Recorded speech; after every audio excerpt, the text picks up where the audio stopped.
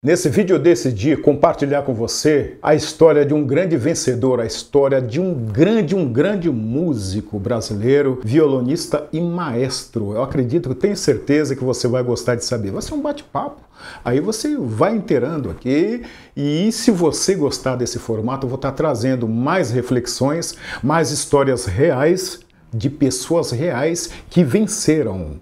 E eu acredito que você pode se espelhar nessas histórias de campeões, de vencedores, e aí você pode falar, eu também posso, eu também consigo tocar violão, eu também consigo vencer. Aquilo que parecia impossível, você se espelhando, vendo exemplos de vitoriosos, pode te dar coragem e ânimo para fazer o que tem que ser feito, pelo tempo que tem que ser feito. Vou estar falando simplesmente de Heitor Villa-Lobos. Quem foi Heitor Villa-Lobos? Ele nasceu em 5 de março de 1887, em uma pequena casa no bairro da Lapa, isso lá no Rio de Janeiro. Desde muito cedo, a sua vida, já com dificuldade, os altos e baixos. Filho de um pai que era um bom violinista e de uma mãe que adorava cantar. A música já estava ali naquele meio, já naquele lar, né? Mas também havia desafios. Ele também teve desafios. Villa-Lobos tinha apenas 1 ano. O pai dele partiu e ele ficou sob os cuidados da mamãe, que lutava para sustentar aquela vida de família humilde, como a minha, como a sua provavelmente. A solidão e as dificuldades financeiras tomaram conta daquele lar, daquela casa. Aos 10 anos de idade, a vida do Heitor Villa-Lobos não era fácil. Talvez você também tenha passado por isso. Ele se sentiu um pouco assim deslocado entre os colegas na escola que não compreenderam a sua paixão pela música. A gente não é entendido mesmo, né? Para eles a música era apenas um hobby. Para Heitor Villa-Lobos era a única forma de expressão. Ele passava horas ouvindo sons dia a dia, som das águas, som dos rios, a mistura de ritmos, melodias. Ele formava a sinfonia única, aquela sinfonia da própria imaginação. Cada nota que ele ouvia, cada batida de tambor, tudo fazia parte do ser dele, do mundo dele.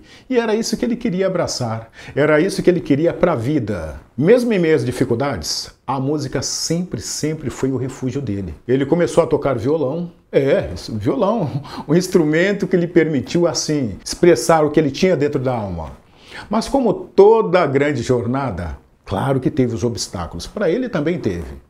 Heitor enfrentou a falta de recursos para aprender. Não era como hoje que tem de graça na internet, não. E as críticas de quem dizia, você nunca vai conseguir, você não vai chegar lá, você não vai se destacar em nada. Mas a cada nota tocada, a cada melodia que ele criava, a sua determinação crescia mais. A certeza dentro dele dizia, vai que é por aí. Ele não tinha acesso a uma educação musical formal, mas a sua paixão era tão intensa, era tão grande, que ele se dedicava em dobro, em triplo. Os sons que faziam era assim uma conversa com o mundo, uma conversa com o universo, um grito de liberdade em meio aos caos da vida, a situação que ele passava.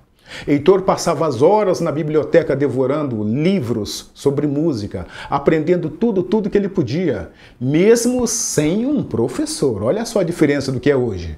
Ele sonhava assim, em um dia levar a sua música para longe, mesmo sabendo que o caminho seria muito difícil, seria muito completo, muito repleto, melhor dizendo, de desafios. As dificuldades não o deteram. Com apenas 10 anos, Heitor decidiu que seria músico. Aí ele decidiu. Apesar dos olhares de descrenças, ele acreditava que se fosse persistente, que se ele entregasse de corpo e alma, se entregasse de corpo e alma a paixão dele, ele poderia transformar a sua vida. E é exatamente isso que eu quero que você leve para a sua vida, para a sua história. Se Heitor Villa-Lobos enfrentou tantas dificuldades, numa época assim, muito diferente da sua, da minha, da nossa, solidão, conseguiu se tornar um dos maiores músicos do mundo, você também pode superar os seus desafios. Tenha certeza disso. A mensagem que fica é clara. Nunca deixe que os obstáculos ofusquem os seus sentimentos, os seus sonhos. Sua paixão pode ser a sua maior aliada. E a cada passo que você dá, por menor que seja, por menor que pareça, pode te levar a grandes conquistas, a grandes resultados. Com amor, com dedicação e fé, tudo é possível. O legado que ele deixou faz nos lembrar dele até hoje. E você? O que você está esperando para lutar pelos seus sonhos? O que você está fazendo para mudar esse desânimo? Essa narrativa,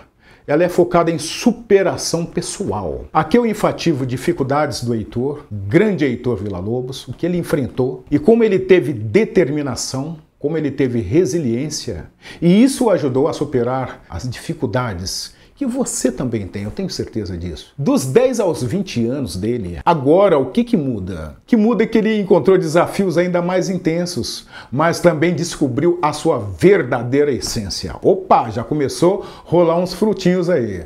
Aos 11 anos, Heitor passou a frequentar uma escola pública. Ali ele se sentiu ainda mais isolado, mais sozinho, mais solitário. Seus colegas não compreendiam, continuava sem compreender a paixão dele pela música. Para eles, ele, Villa-Lobos, era apenas um garoto que sonhava demais. Nos termos de hoje, seria assim, cara, você viaja demais, né? Então ele já convivia com isso, já estava acostumado a viver com risada do povo, com o povo zombando, e ele continuando ali, ó, focado a tocar o seu violão, encontrando consolo nas cordas que pareciam entender a sua dor. Isso dói, gente. Com 13 anos, a música tornou-se um santuário. O que é isso? Heitor começou a se apresentar nas ruas e praças do Rio de Janeiro, enfrentando a timidez, que ele era tímido, você não sabia disso, ele era tímido, a insegurança. Só que a cada apresentação, seu coração batia mais forte. Não apenas pela emoção de tocar, mas pelo medo de ser rejeitado. Olha só, medo da rejeição. Muitas vezes, ele voltava para casa assim, sem dinheiro, mas com a certeza de que a música era o seu verdadeiro lar. A música era o seu verdadeiro refúgio. Nesse período, aos 14 anos de idade, mais ou menos, Heitor perdeu a sua mamãe. A dor foi imensa e devastadora mesmo. Ele se sentiu assim, desamparado, como se tivesse perdido o pé, o mundo acabou, caiu tudo, desabou.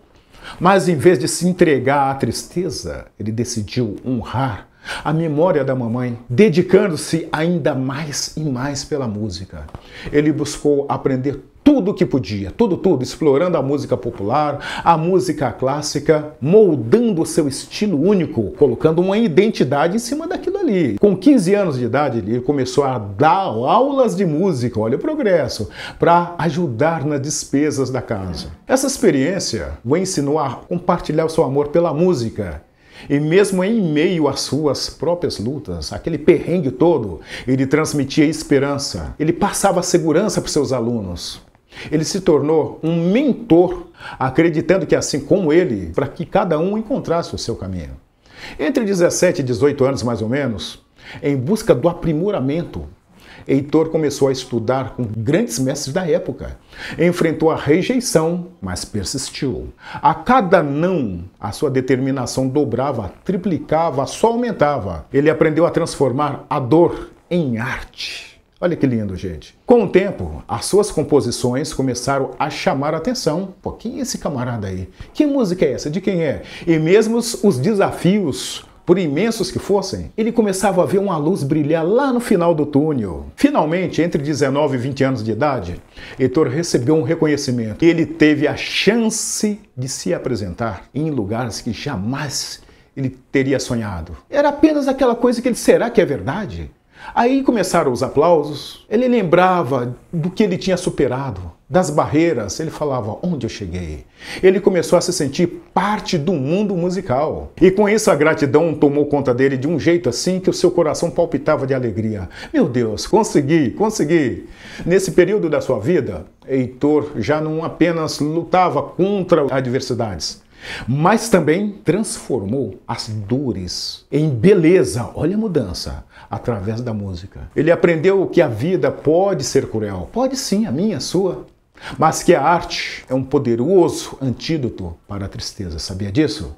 Assim como ele, todos nós enfrentamos dificuldades, e grandes. A mensagem é clara: não importa o quanto a vida possa te machucar, quanto a vida possa ser desafiadora para você, nunca devemos perder de vista os nossos sonhos. Se Heitor conseguiu superar todas as dificuldades, você também consegue, você também pode. Sua história é um farol de esperança para mim, para você, para todos nós, mostrando que com amor, com dedicação, com fé, tudo é possível. Ele conseguiu, você também consegue. A vida de Heitor Villa-Lobos, após os 20 anos de idade, foi marcada por uma trajetória assim de conquistas. Desafios, sim, e uma dedicação incansável à música. Continuou estudando sempre a vida inteira, sempre procurando mais. Ele se tornaria ou deixaria um legado eterno. Com 20 anos, Heitor já era reconhecido como um compositor inovador. Olha a palavra, inovador. Mas ainda enfrentava muitos obstáculos. Em uma época em que a música clássica brasileira ainda buscava o seu espaço, ele se destacou ao incorporar ritmos populares nas músicas dele, nas suas próprias composições. Ele via a música como uma linguagem universal e, através dela, buscava conectar, ligar o povo do mundo inteiro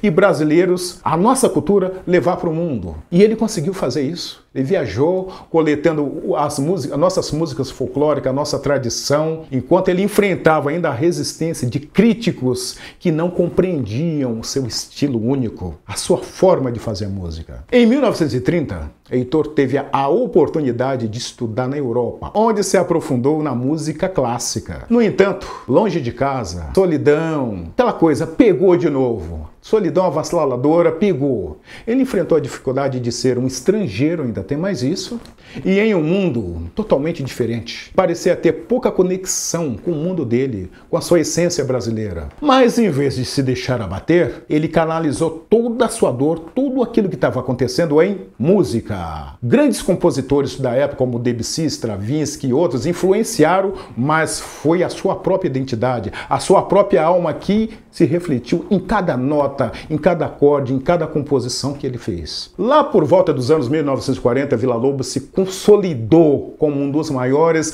compositores do Brasil e do mundo. Suas obras claras, baquianas brasileiras, foram assim aclamadas mundialmente, gente. Ele se tornou professor, compartilhando o seu conhecimento, amor, paixão, tudo de bom pela música para as novas gerações. Seu entusiasmo era tão contagiante e as suas aulas inspiravam tanto alunos que acreditavam no seu método, no seu sonho, mas o peso do sucesso trouxe consigo a pressão e as expectativas.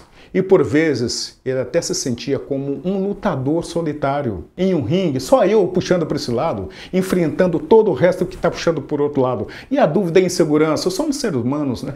Sempre bate. Por volta de 1960, a saúde dele começou assim a se deteriorar. Apesar das adversidades, dos acontecimentos, ele continuou a compor até o fim dos dias.